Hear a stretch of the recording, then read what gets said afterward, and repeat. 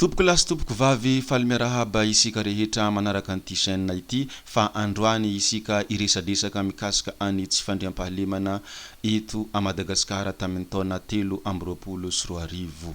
Madagasikara no asiantsika resaka eto fa tsy any ivelany. Distrika 3 no mitana laharana voalohany amin'ny asa ratsy eto a Madagasikara. Tamin'ny taona 2023 iny dia district Nkazobe Anjozorobe fagatra Analamanga no voalohany amin'ny tranga fakana ankeriny. Olona mihisa 30 no niharan'izany manerana ny nosy 20 kosa no avitra soamantsara. Any amin'ny distrikan'ny Morondava kosa izany hoe any amin'ny fagatra Menabe no mitarika amin'ny trangany Takalonena. 440 ireo olona nataony Jolahy Takalonena ary 10 amin'ny 30 amin'ireo no avitra soamantsara.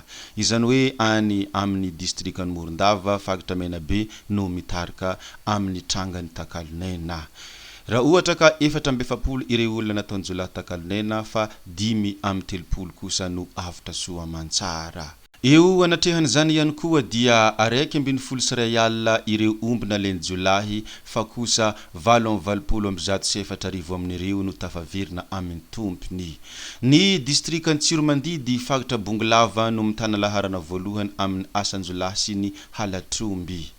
Eo anatrehan'izany anefa dia tsara ho marina na misy aza ny tsy fandriam-pahalemana na misy aza izany asan-jolahy rehetrarehetra izany dia tsy MPITANDRO ny mpitandro ny filaminana.